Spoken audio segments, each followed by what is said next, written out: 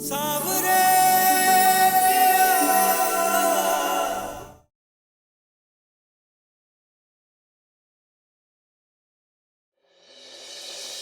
बताओ सुनैना, ऐसा क्या किया तुम? कुछ बोलने की जरूरत नहीं, चुपचाप अपने कमरे में चलो सुनैना, चलो।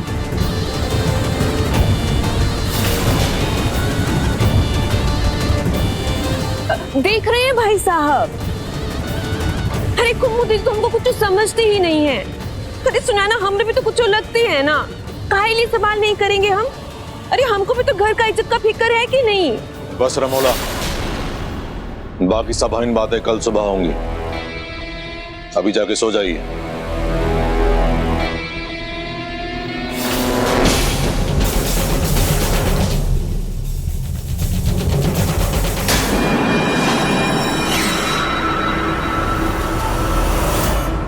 पंकु, अरे तुमरे अंदर जो वो नमन जी को लेके वो प्यार का जो अग्नि भड़क रहा था, वो ठंडा हो गया। प्यार? अरे प्यार व्यार नहीं है हमको। हम ये शादी सिर्फ राजकुमारी जी की बहू बनने के लिए करना चाहते हैं। कोनो प्यार व्यार नहीं है हमको उस नमन से। अपना एक तो बात का बहुत ही टेंशन हो रहा है। कौन सी बात? अरे वो नमन सिंह राजकुमारी को सुनैना का सच्चाई बता दिएगा। जो राजकुमारी इतना रात को उस किन्नर सुनैना को यहाँ पटक के गई है।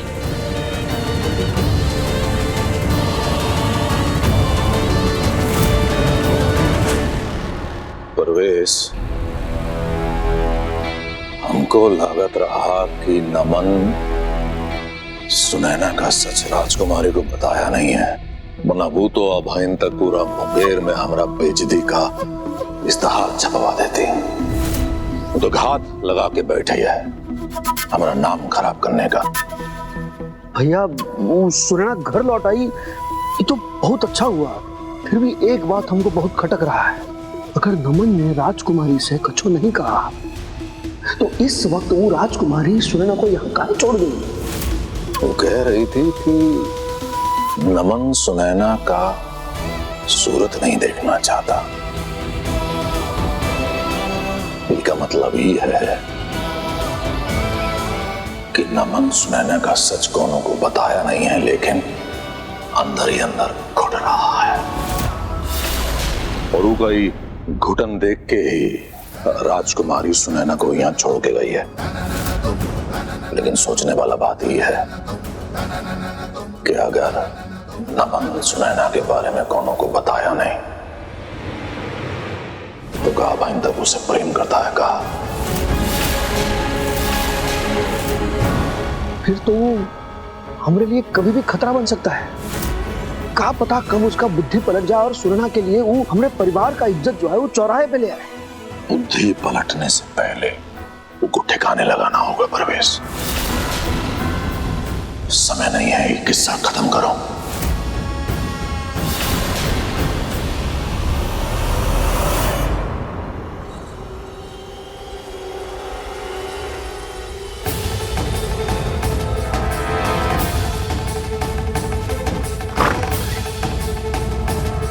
सुनैना,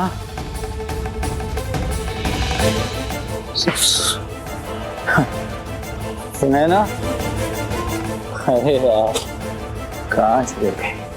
अरे अगर तुम हमारी आवाज सुन रही हो तो देखो कितना अच्छा इंसान होगा।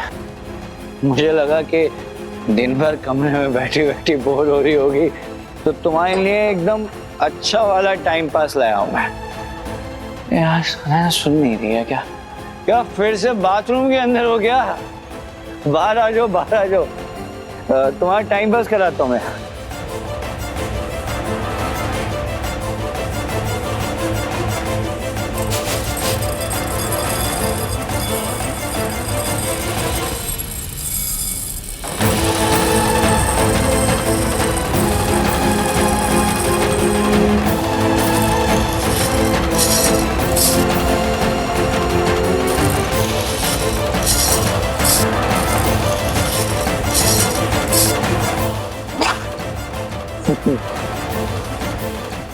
सुनैना, तो सारे टास्क तुम्हारे लिए बहुत आसान है ना। ये हाथ पे नमस्कार पोजीशन में खड़े हो गए सब, तुम्हारे लिए एकदम और आसान टास्क बनाया मैंने। ये राई को अलग करना है और चावल को अलग करना है। चलो जल्दी आओ। सुनैना, बात समझ नहीं।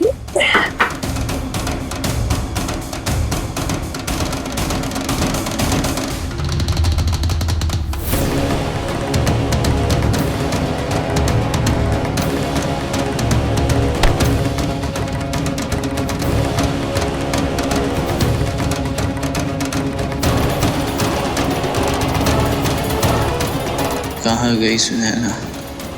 अच्छे खासे नमन जी को बर्बाद कर दिया हमने, पागल हो गए, वो खुद को बर्बाद कर रहे हैं। उनकी इस बर्बादी का कारण सिर्फ और सिर्फ वो, मैं इसके जिम्मेदार हूँ।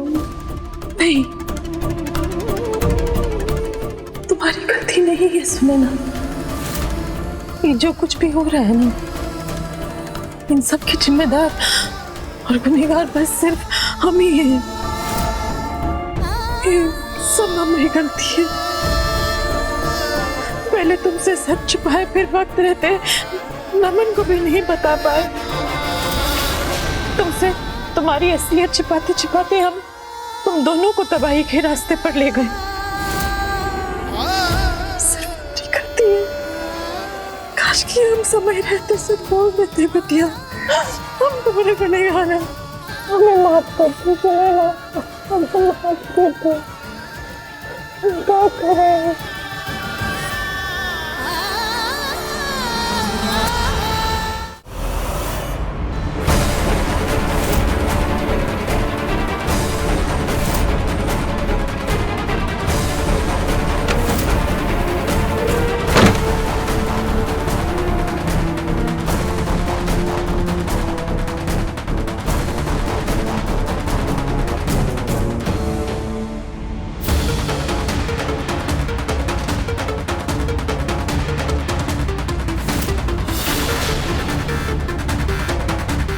सुनैना भी नहीं है, उसके कपड़े भी नहीं है, कान्हा जी भी नहीं है, उसका कुछ नहीं है। हाँ। अभी तो मेरा 1% बदला भी पूरा नहीं हुआ।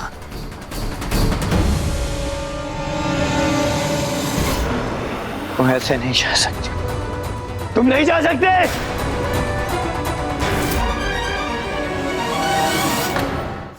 तुम ऐसे नहीं जा सकते, तुम नहीं जा सकते।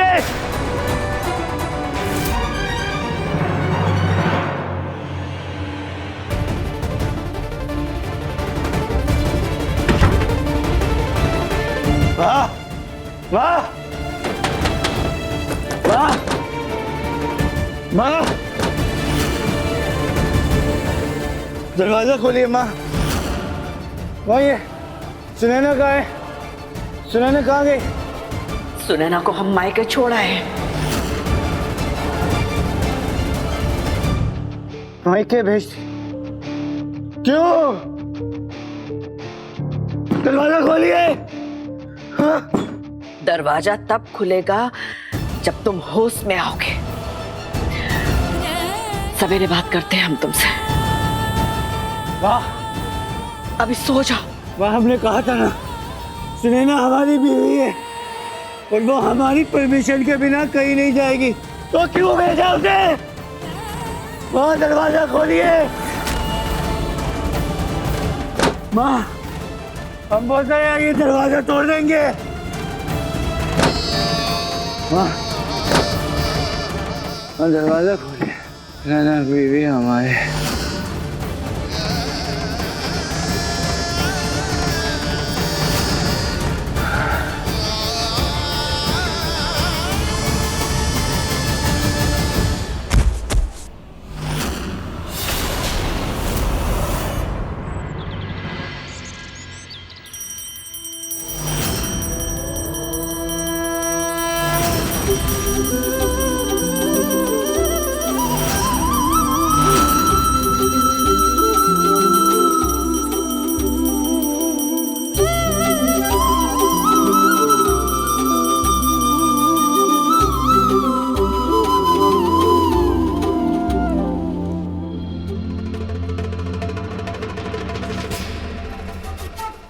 क्या बात है रमोला, आज सूरज कहाँ से निकला है? हमसे पहले ही उठ गई। सवेरे की आरती तो हम करते हैं ना? करते थे, अब हम क्या करेंगे? वो कैसे कि आपका इतना बड़ा बात जानने के बाद ना हम भगवान जी को आपका हाथ से प्रसाद नहीं नजराने दे सकते हैं। हमको नहीं बना आपका पाप में भागीदार। ये आप ना आराम से अपना किन्नर बिटिया के साथ ना पूरा जिंदगी बिताइए। और जो घर गृहस्थी है ना, ये हमको संभालने दीजिए।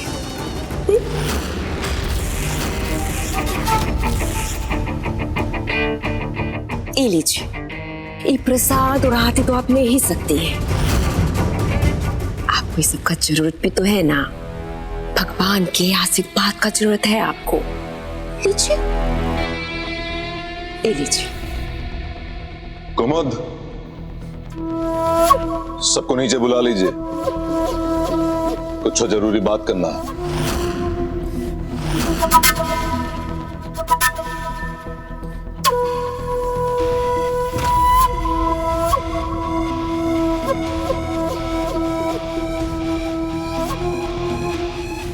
अपना परिवार से हम जौन राज अभाइन तक छुपाए, उका वजह था परिवार का इज्जत।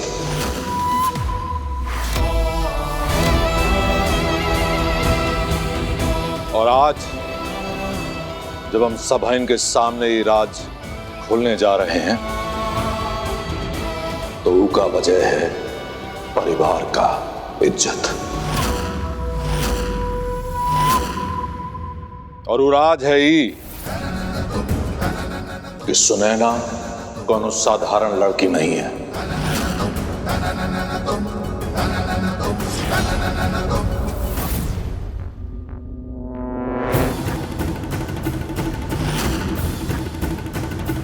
और वो राज है ही कि वो एक किन्नर है।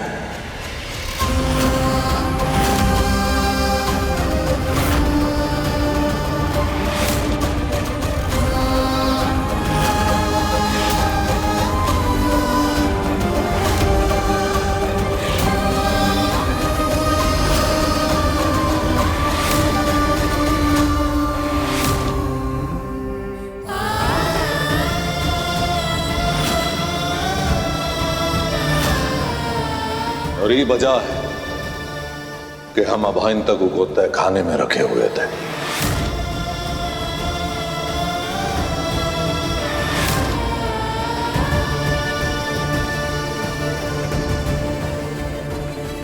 लेकिन दुर्भाग्य उसे बड़ा था।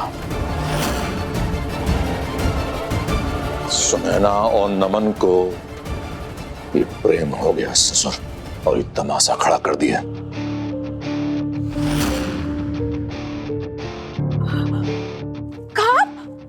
कहाँ बात कर रहे हैं भाई साहब? अरे अपनी सुने ना, एक किन्नर है।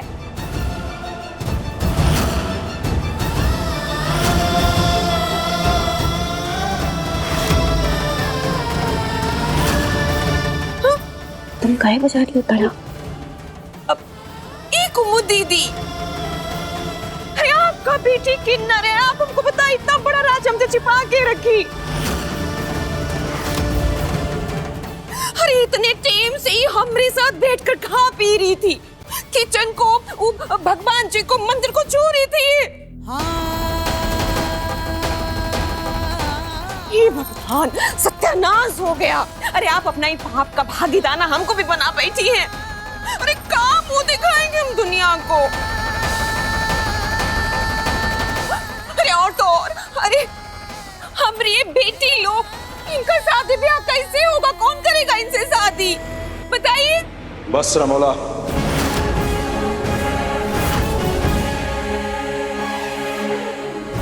बस।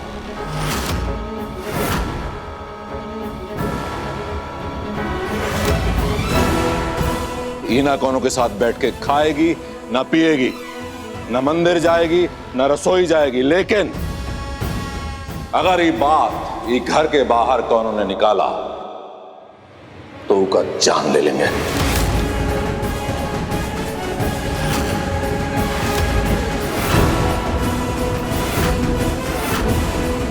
याद रखना।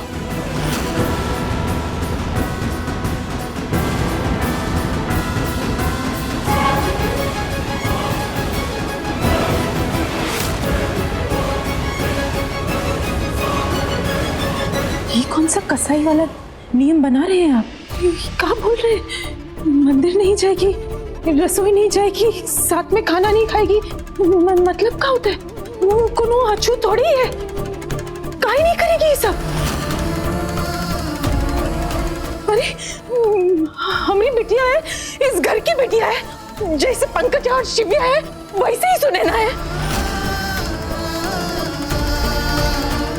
ये सब भूलकर अब एक पल में उनका पराया बना दिए। अरे किन्नर के रूप में पैदा हुई है तो उसमें उनकी क्या गलती? है कुमुद, ये किन्नर लोगों को दुनिया तब तक पूछती है जब तक उनके घर किन्नर जन्म न ले ले। लेकिन अगर ये जन्म ले लें तो ही के साथ वही किया जाता है जौन हम करेंगे।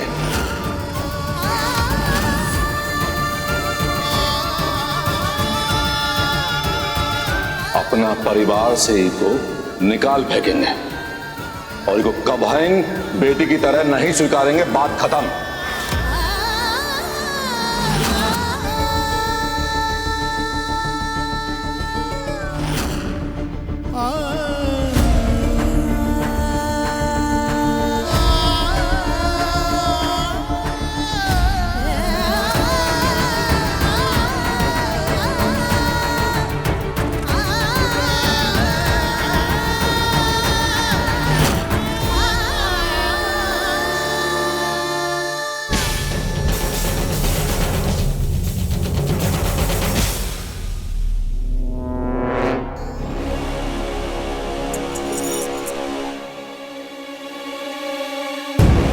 किन्नर हो तुम? देखने में लगती तो नहीं हो। तभी तो नमन सिंह भी धोखा खा गए।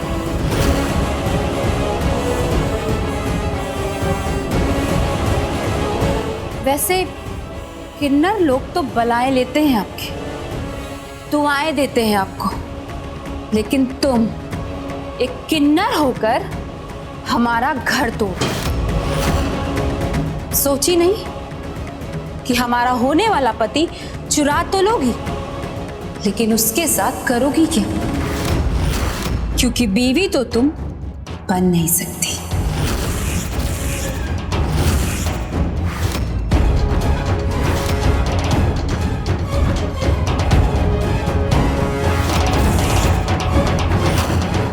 और वो नमन, थैले भर का अकल नहीं है उसमें। इतना हिंट मिला लेकिन फिर भी पागलों की तरह बौराया रहा तुम्हारे प्यार में।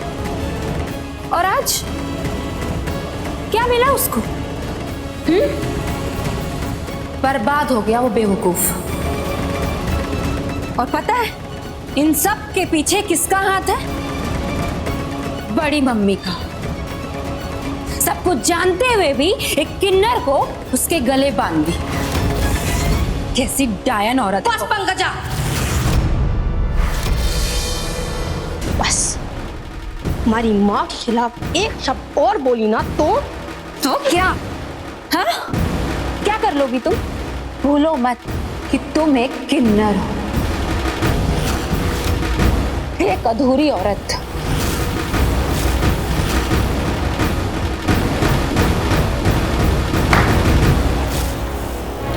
पता है ना क्या औकात होता है तुम्हारी और तुम्हें जन्म देने वाली तुम्हारी माताजी की?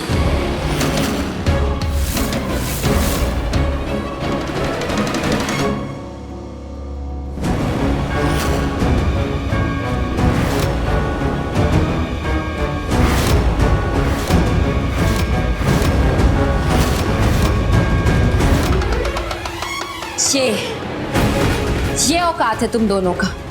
मुंह पे कालिक लगाकर घूमो। एक तुम किन्नर और एक तुम्हारी माँ जो एक किन्नर को जन्म दी।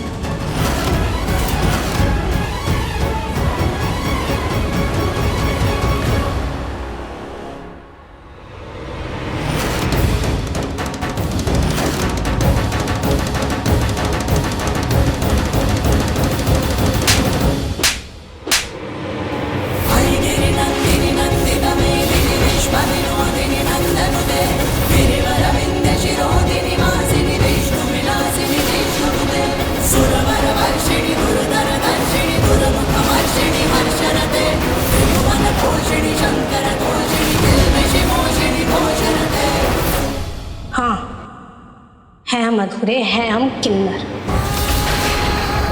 मेरे एक बात तुम भूलना मत कि एक किन्नर के अंदर भी आदि शक्ति की तरह पुरुष और औरत की शक्ति होती है। अगर अगली बार हम पर ये हाथ उठा दी ना तो हाथ को तोड़ देंगे।